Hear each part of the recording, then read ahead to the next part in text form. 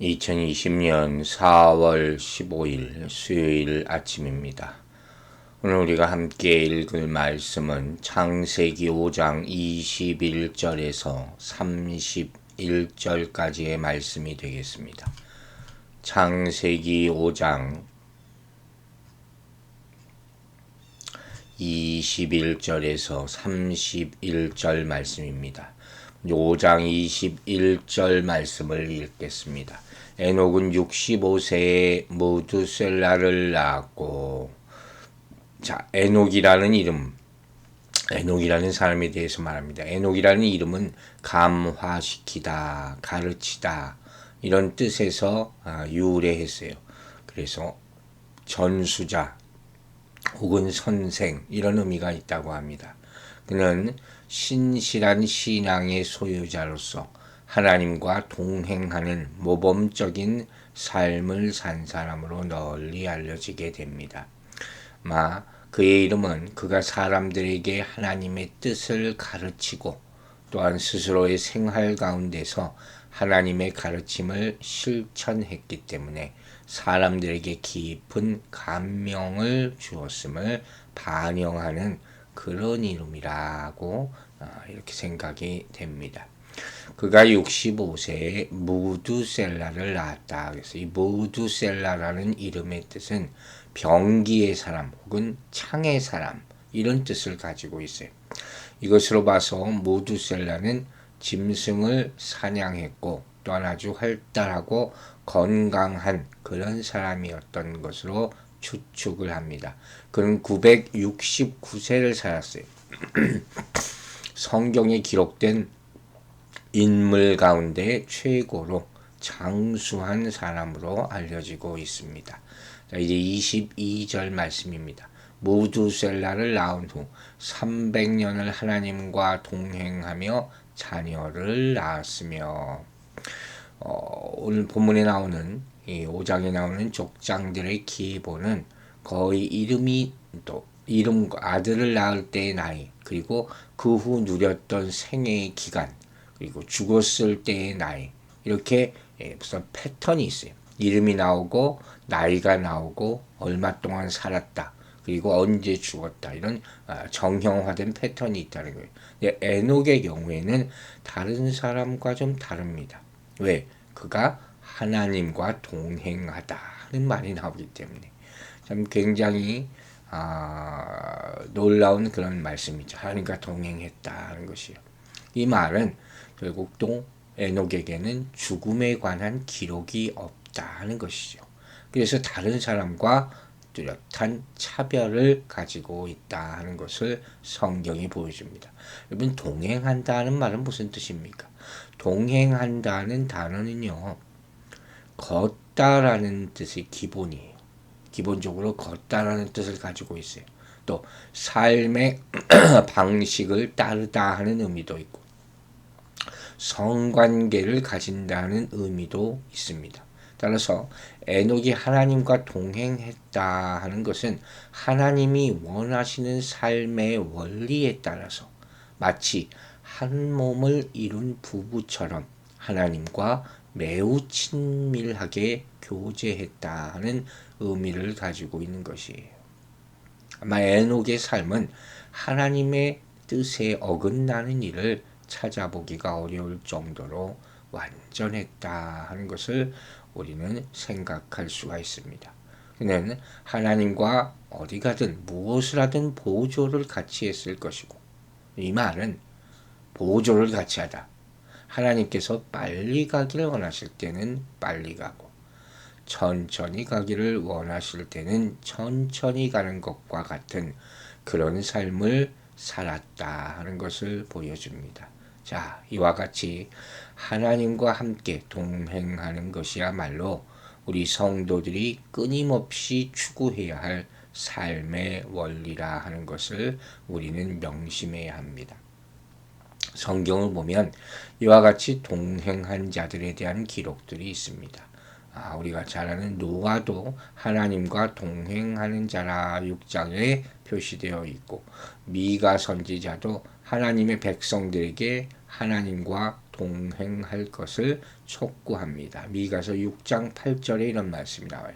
사람아, 주께서 선한 것이 무엇임을 내게 보이셨나니 여호와께서 내게 구하시는 것이 오직 공의를 행하며 인자를 사랑하며 겸손히 내 하나님과 함께 행하는 것이 아니냐. 자, 이처럼 성경은 하나님의 백성이 믿음의 삶을 살아가는 것을 걷는 것으로 자주 묘사합니다. 특별히 이 에녹과 노아는 하나님과 동행한, 즉 함께 걸은 인물로 나타나고 있는 것이에요. 또한 아브라함도 하나님 앞에서 걸을 것을 요구받았고, 신약에서는 그리스도인을 예수 그리스도의 도를 걷는 사람들로 표현하고 있음을 알 수가 있습니다. 여러분, 오늘 우리는 하나님과 함께 걷는 삶의 발걸음을 다시 또 시작해야 할 줄로 믿습니다. 자, 이제 23절과 24절 말씀 읽겠습니다. 그는 365세를 살았더라. 에녹이 하나님과 동행하더니 하나님이 그를 데려가심으로 세상에 있지 아니하였더라. 참 귀한 말씀이 오늘 본문에 나오죠. 이 말씀은 에녹이 세상에 있지 아니한 까닭이 무엇이라 그런 겁니까? 하나님께서 그를 친히 붙들어 올리셨기 때문이다 하는 것이에요. 에녹이 승천하죠. 죽음을 보지 않고 승천한 엘리야와 함께 성경이 나오는 두 인물 가운데 한 사람이죠. 자, 여러분, 이렇게 하나님의 뜻에 따라서 하나님과 함께 걷는, 동행하는 사람은 죽음의 권세에 굴복당하지 않는다 하는 사실을 본문이 보여줍니다. 이 패턴이 바로 탄생 죽음, 삶 죽음, 이 패턴을 깨는 그런 놀라운 기록을 보여주는 거예요. 즉, 이 말씀은 결국 하나님과 화해하고 인격적인 교제가 이루어지는 곳에는 죽음으로부터의 구원이 있다 하는 사실을 예표적으로 보여주는 것입니다. 본장 족보를 통해서 이 같은 사실이 확실하게 제시되고 있는 것이에요. 즉, 본장의 족보를 보면 에녹의 승천 전에 죽은 사람은 오직 범죄의 직접적인 당사자인 아담 한 사람뿐인 것을 발견할 수가 있는 거예요. 이같이 죽음은 죄의 결과입니다. 죄가 하나님과 인간을 분리시킨 것입니다. 그런데 하나님은 365년 살았던 에녹에게 이 죽음이라는 개념을 적용시키지 않으셨어요. 왜? 그가 하나님과 동행했기 때문입니다. 그리고 히브리서는 하나님과의 동행을 믿음이다, 이렇게 표현하고 있습니다. 사랑하는 여러분, 믿음이 죄와 죽음으로부터 우리를 구한다는 사실을 깨닫고 믿게 되기를 주의 이름으로 축원합니다.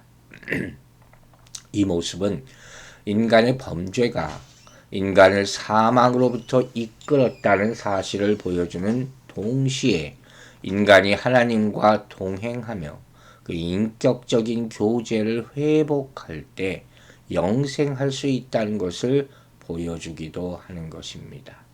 처럼 에녹의 승천 사건은 하나님 안에 영생의 소망이 있음을 우리에게 보여주는 것입니다.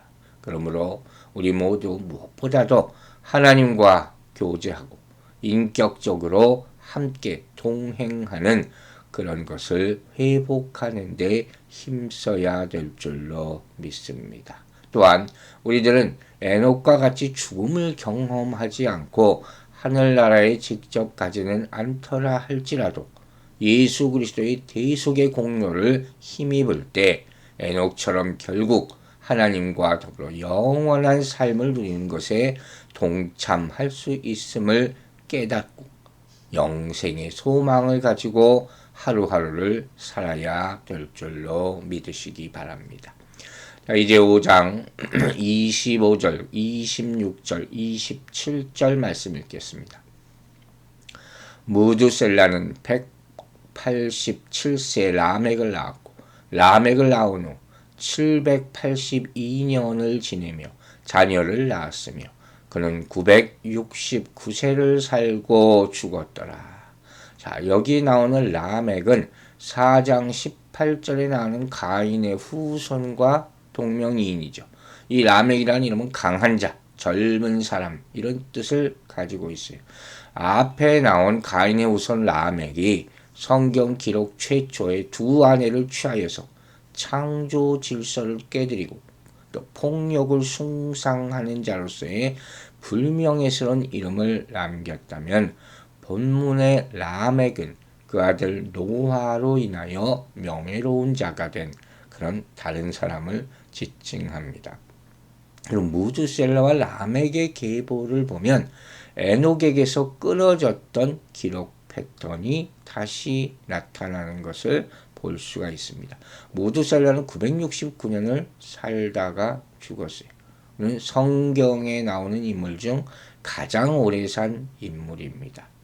홍수가 나던 해에 죽었다는 것을 우리가 발견할 수가 있습니다. 자, 이 28절, 29절, 30절, 31절까지 읽겠습니다.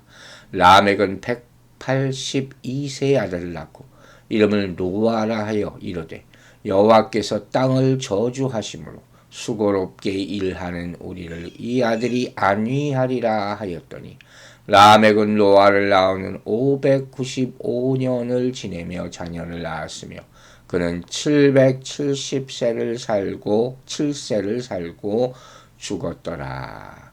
자, 28절 보면 라멕이 182세 아들을 낳고 해서 이 아들은 단수형이 사용됐어요.